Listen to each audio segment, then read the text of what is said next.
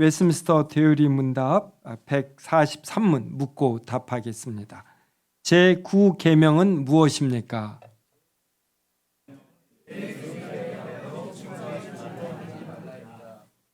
144문입니다. 제9계명이 요구하는 의무는 무엇입니까?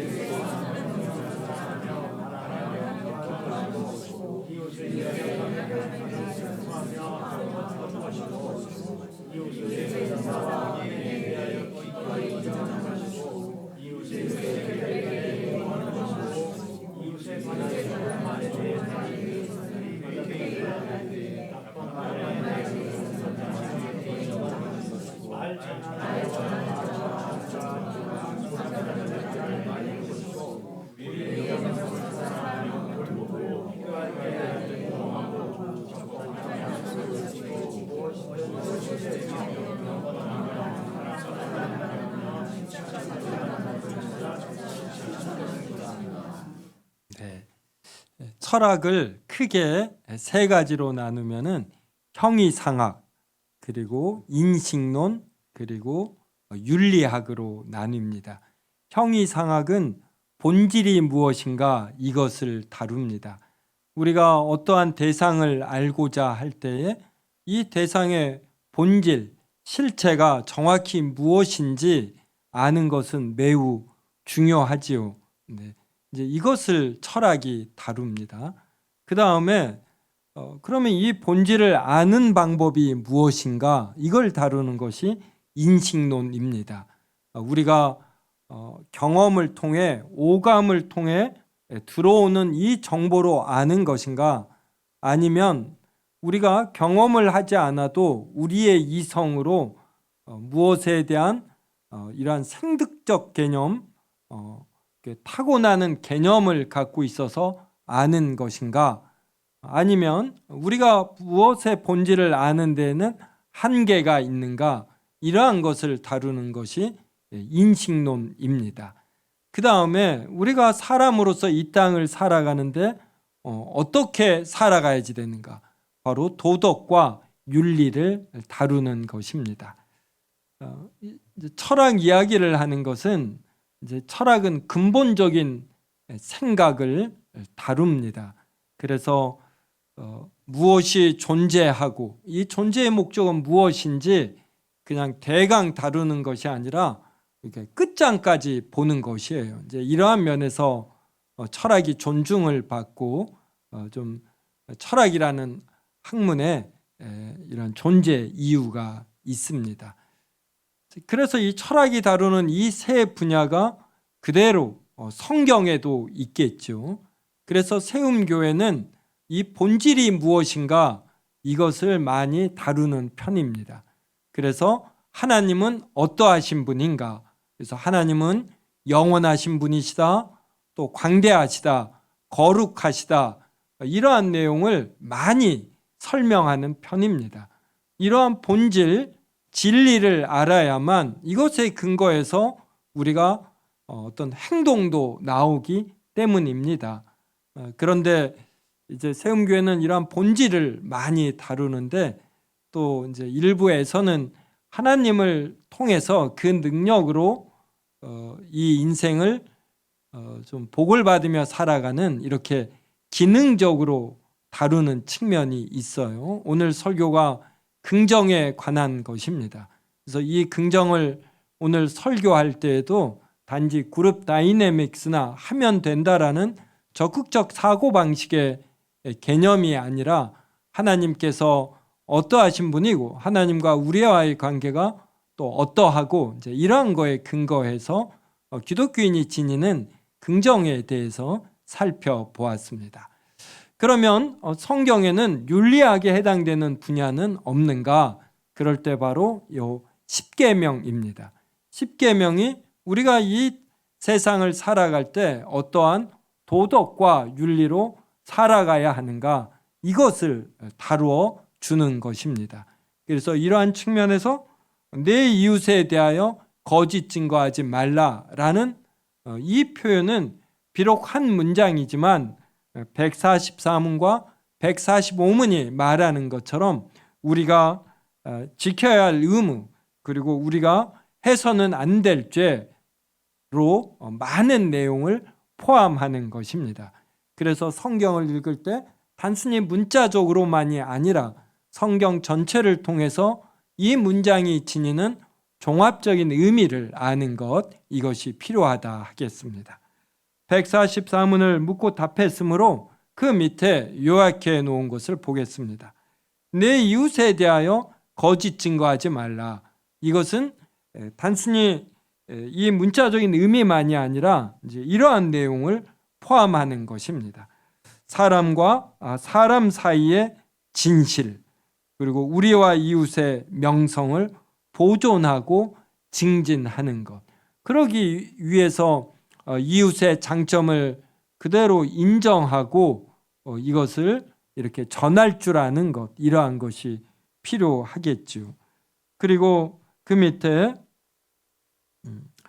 특별히 판결과 공의와 관계된 일에서 오직 진실만을 위해 출두하고, 그러니까 법정에 출두한다. 어떤 진실을 가리는 일에 자신이 가서 이 진실만을 옹호하고 참되게 말해야지 됩니다. 아마 이틀 전에 기사로 생각이 되는데, 롯데 자이언츠의 송영준이라는 프로야구 선수가 있었던 건 맞습니까? 네, 우리 최영재 성도님. 네, 야구에는 관심 없고 지진에만 관심이 있어요. 네, 혹시 아시는 분 계셔요? 제가 머리로만 외워가지고 자신이 없는데 맞나요? 송영준. 네, 이 선수가 법정에 출두해서 거짓 증언을 했대요. 그래서 1년형인가 선고받고 집행유예로 2심에서도 그렇게 나왔다라는 기사를 봤습니다. 그게 무엇인가 했더니 야구 선수들이 약물 복용을 하지 않습니까? 이 약물을 어떠한 사람이 송영준 선수에게 판매한 것입니다. 근데 송영준 선수가 이것을 복용을 했는데 그때 자기는 판매업자에게 이것은 뭐라고 하더라? 건강에 좋은 거다, 이 말만 들었다는 겁니다. 그런데 녹취록이 있었는지 이것을 먹어도 도핑에 걸리지 않느냐, 이런 질문을 한 거예요. 이런 것이 밝혀지면서 이 사람이 이제 1년형을 받고, 그런데 초범이라 집행유예, 이렇게 2심이 나온 걸로 제가 이제 기사를 좀 대강 읽었어요. 네, 이 정도 됩니다. 그래서 법정에서 거짓 증언하는 것, 이것이 진실을 묻히게 하기 때문에 이렇게 무겁게 다룹니다. 또 국회에서 청문회 같은 거 할 때 증인으로 나온 분이 먼저 선서를 하죠. 오직 진실만을 말하겠다. 네. 근데 우리 신자들은 어디에 있어도 이 진실만을 말하려고 하는 것입니다. 그래서 각 나라마다 범죄 유형이 있는데 우리나라가 사기죄가 많다고 합니다. 그러니까 이러한 것들은 어떻게 숨길 수가 없어요. 1년 동안 대한민국에 발생한 범죄를 다 이 빅데이터식으로 통계를 내보니까 사기죄가 많은 겁니다. 그래서 외국에 가면은 그 물건 파는 사람이 한국말 배우잖아요. 바쁘다, 바빠, 뭐 이런 표현이라든지, 또 하나가 이거 싸다, 그 다음이 이거 진짜다, 그래 진짜다. 네, 그래서 이러한 표현들이 이제 없어져야지 되죠. 저하고 친한 목사님은 이런 표현을 했어요. 목사가 말하면 그게 진실이지 이거 진짜냐라고 물음을 받는 거, 누가 이렇게 자기에게 묻는 거 이게 너무 창피했다 이러는 거예요. 네. 목사는 더욱 진실해야지 되겠지만 또 이 기독교인이라면 이렇게 진실해야지 됩니다. 제가 대만에 여행에 갔다가 무슨 일이 있었는데 표현을 이렇게 했어요. 저는 그리스도인입니다. 그러니까 제가 뭔만을 말한다 이런 의미겠죠. 그래서 우리가 제9계명을 보면서 이제 이러한 자세를 갖는 겁니다. 그러면 우리의 거짓말을 탐지해내기 위한 행정 조직들이 많이 간소화되는 것이에요. 그래서 저는 제가 어떤 기관의 장으로나 무슨 서류를 이렇게 관장하는 직위에 있을 때 무슨 증명서 이런 거 저는 최대한 요구하지 않습니다. 특히 기독교인이고 목사들이면 서로 믿어야지 졸업증명서를 떼어오라. 그거 굉장히 부끄러운 일 아닙니까? 제가 이렇게 되게 된 이유가 제가 영국에서 석사 공부를 1992년인가 했습니다. 그때 신학교인가 가고 그럴 때 졸업증명서를 떼오래요. 영국에서 공부한 거. 그래서 그때는 이제 국제 전화를 해야지 됩니다. 그래서 교무처에 전화를 했죠. 내가 석사 공부한 증명서를 떼어달라. 그랬더니 이 사무실에 있는 사람이 졸업증명서가 뭐냐요. 저는 그게 충격이었어요. 우리나라는 매번 증명서를 떼오라고 그러는데 그 영국에 있는 대학교의 직원은 모르는 거예요. 증명서를. 거기는 서로 신뢰하면서 하는 겁니다. 그 대신에 나중에 밝혀지면 굉장히 심한 벌을 받는 것이에요. 그래서 우리는 증명서가 너무나 보편화되어서 이런 개념이 없는데 이제 우리가 서로 정직하면은 증명서를 떼오라 이런 표현이 신뢰가 되는 겁니다. 그래서 이런 신뢰가 되도록 우리는 정직해야지 돼요. 그래서 저도 설교를 하거나 뭐 하거나 그럴 때 과장적 표현을 잘 안 쓰는 편입니다. 그리고 기타 다른 모든 일에 대부분의 일에 있어서도 제가 정직하게 하려고 하고 최소한 우리 부모님이 저의 이 정직성은 특히 저희 아버님이 신뢰해 주셨어요. 그래서 우리가 주님 아래에서 이렇게 정직하게 사는 겁니다. 그 다음에 이웃을 관대하게 평가하는 거. 너무 빡빡하게 평가하지 말아요. 누굴 평가할 때 꼭 먼저 장점 말하십시오. 다음에 이웃의 선한 명성을 사랑하며 바라며 기뻐하는 것. 그래서 저는 누가 뭐 잘하면 제가 같이 기뻐하면서 이렇게 격려하고 알려주려고 합니다. 다음에 이웃이 뭘 못한다. 이 연약함을 슬퍼하며 덮어줘야지 돼요. 이것을 은근히 안타깝다 하며 들춰내는 분이 있어요. 그래서 흉이 되게 만드는 거. 이제 이런 비겁, 이거 참 비겁하잖아요. 이런 짓 우리는 안 하는 겁니다. 이웃의 은사와 은혜를 기꺼이 인정하는 것. 이것을 시기심으로 인정하지 않으면 다른 사람을 통해서 더 크게 드러나게 하셔요. 하나님은 좀 얄궂은 면도 있으셔가지고 이렇게 합니다. 그냥 내가 인정하는 거예요.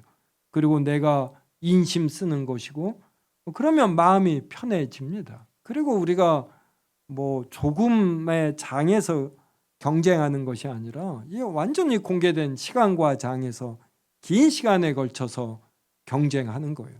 남의 것을 깎아내린다고 깎아내려지는 것도 아닙니다.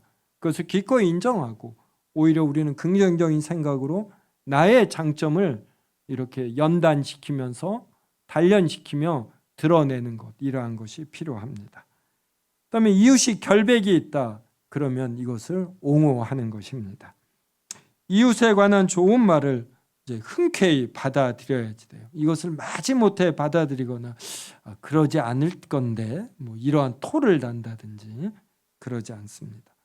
그다음에 이웃에 관한 나쁜 말이 있으면 이걸 마지못해 인정하는 것입니다. 막 기뻐하며 인정하는 게 아니라 마지못해. 그다음에 말 전하는 자와 아첨꾼과 중상모략자를 말리는 것. 우리 세움교회도 이 복도 쪽에 문에 보면 말발굽이라고 하는 게 있는데 이게 방화문이에요. 그래서 원래는 항상 늘 닫아둬야지 됩니다. 그래서 불이 나면은 그 옆으로 퍼지지 않게 하는 게 이 철문입니다.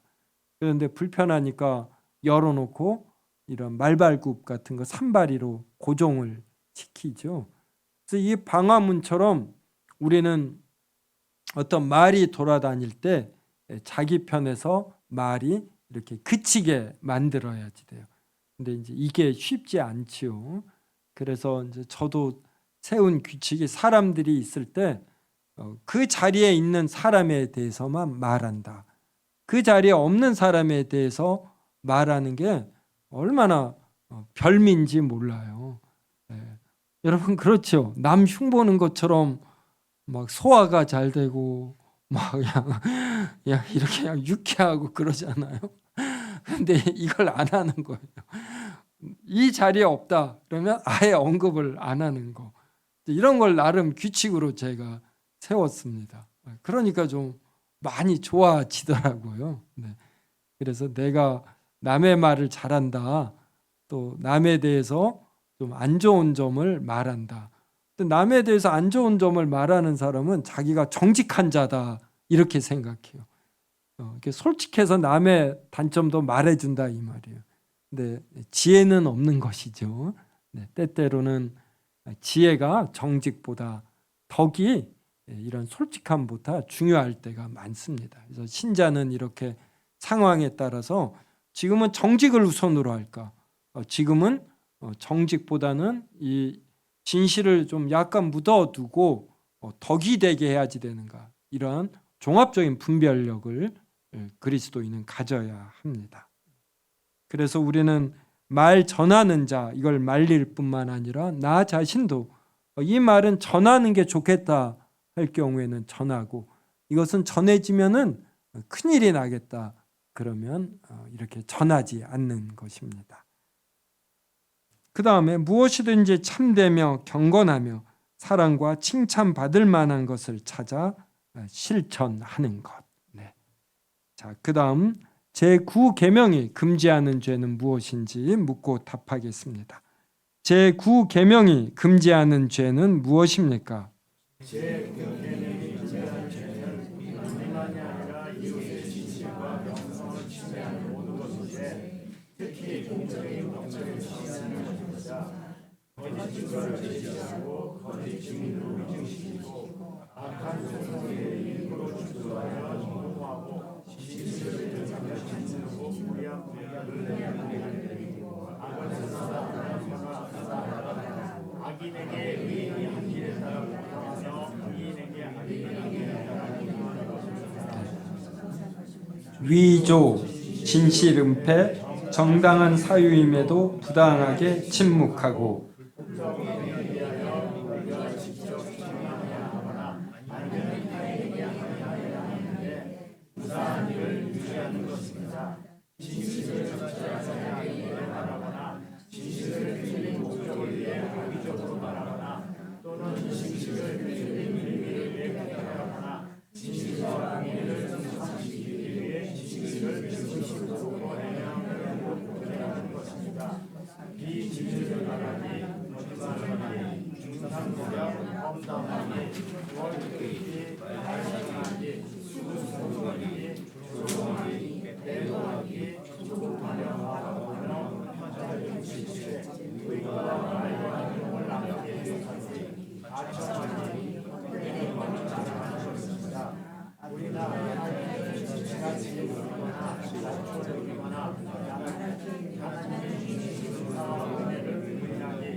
작은 잘못을 크게 만들기, 솔직한 고백을 요구받을 때 죄를 숨기거나 변명하거나 가볍게 여기기,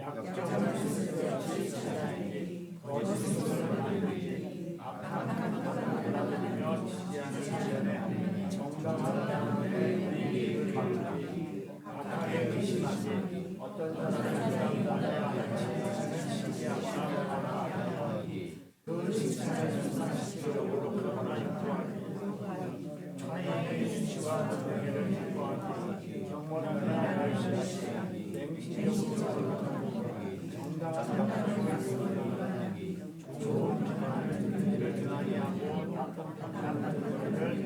자신이 직접 하거나 하지 않는 것이고 또는 타인의 행하기 대상으로 우리가 받을 수 남지 않는 것입니다. 네, 참 많지요. 네. 근데 그냥 간단해요. 하나님을 증인으로 해서 이런 진실만을 드러낸다. 이제 그럴 때 이웃의 관계에 대해서 이웃을 사랑하는 마음으로 대해서 그에 대한 좋은 평판을 이렇게 널리 전하고 나쁜 평판은 마지못해 유지하는 것이다. 이제 이렇게 기억하고 각각의 상황에 대해서 적용하면 됩니다. 각각의 상황을 이렇게 빨리 살펴보겠습니다. 우리와 이웃의 진실과 명성을 침해하는 모든 것, 이러한 것을 금지하는 것입니다. 특히 공적인 법정에서 침해하는 것, 그다음에 거짓 증거를 제시하고 거짓 증인으로 위증시키고 악한 소송을 위해서 출두하여 옹호하는 것. 그래서 소송에 함부로이 이런 거짓으로 참여하지 않는 것입니다. 그다음에 진실을 대적하며 짓누르고 불의한 판결을 내리는 것. 그래서 개인과 개인 간에 있어서도 불의한 판결을 우리는 내리지 않습니다. 또 악을 선하다 하고 선을 악하다라고 합니다. 여와 야나 늘 언론에 대한 불평이 있습니다. 자신들의 장점은 드러내지 않고 단점, 불미스러운 일은 언론이 크게 보도한다. 여와 야가 거의 비슷한 주장을 서로가 합니다. 이제 이만큼 언론이 중요한 것이에요.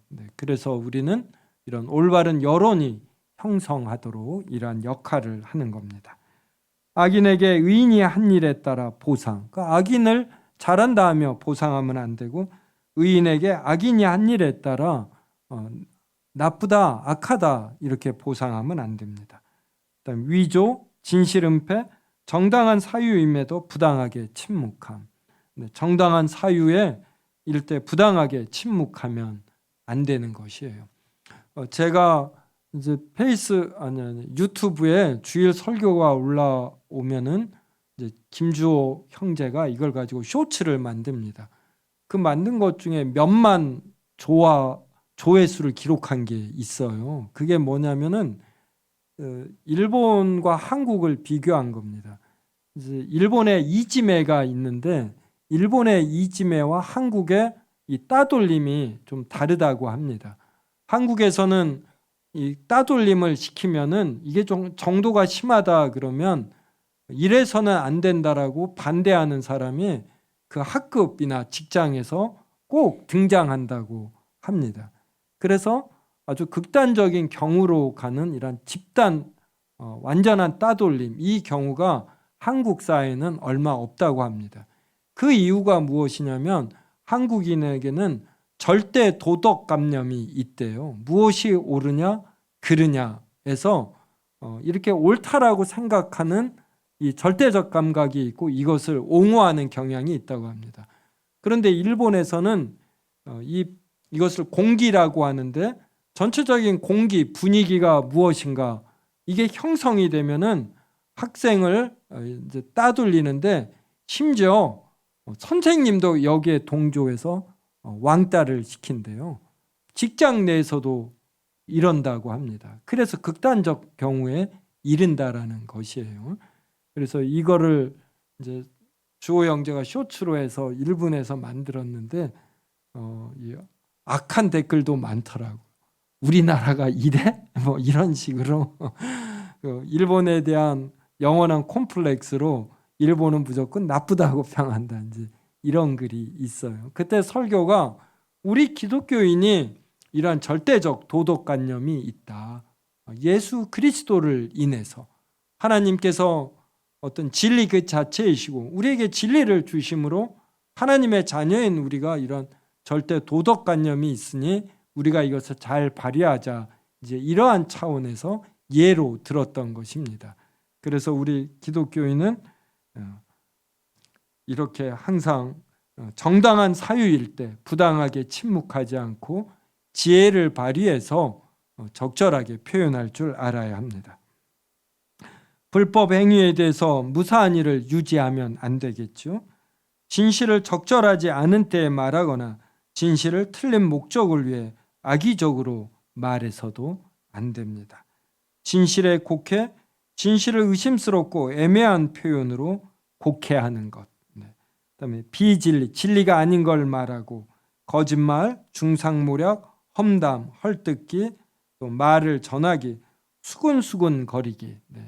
그래서 기독교인은 이렇게 몇 명, 3, 4, 5 짝을 모여 수근수근 거리는 거, 이러한 것도 안 하는 것입니다. 조롱, 매도, 조급하며 가혹하며 편파적인 질책, 의도와 말과 행동을 나쁘게 해석하기, 아첨하기, 헛된 영광을 자랑하는 것, 또 우리나 타인을 지나치게 높이거나 낮추어 여기거나 말하는 것, 이러한 것도 신자는 안 합니다. 그 다음에 하나님이 주신 은사와 은혜를 부인하는 것, 작은 잘못을 크게 만드는 것. 우리는 누가 잘못했을 때 그냥 적절히 이걸 봐야지, 이것을 침소봉대하는 거, 이런 것도 하면 안 됩니다. 그 다음 솔직한 고백을 요구받을 때 죄를 숨기거나 변명하거나 가볍게 여기는 것. 그 다음에 약점을 쓸데없이 찾아내고 거짓 소문을 만들고, 이런 것도 금지됩니다. 그 다음에 악한 평판을 받아들이며 지지하거나 정당한 변호에 우리의 귀를 막거나 악하게 의심하는 것, 금지됩니다. 어떤 사람이 응당 받아야 할 칭찬을 시기하거나 배합하는 것, 그 칭찬을 손상시키려고 노력하거나 이러한 욕구를 갖는 것. 그 다음 타인의 수치와 불명예를 기뻐하는 것.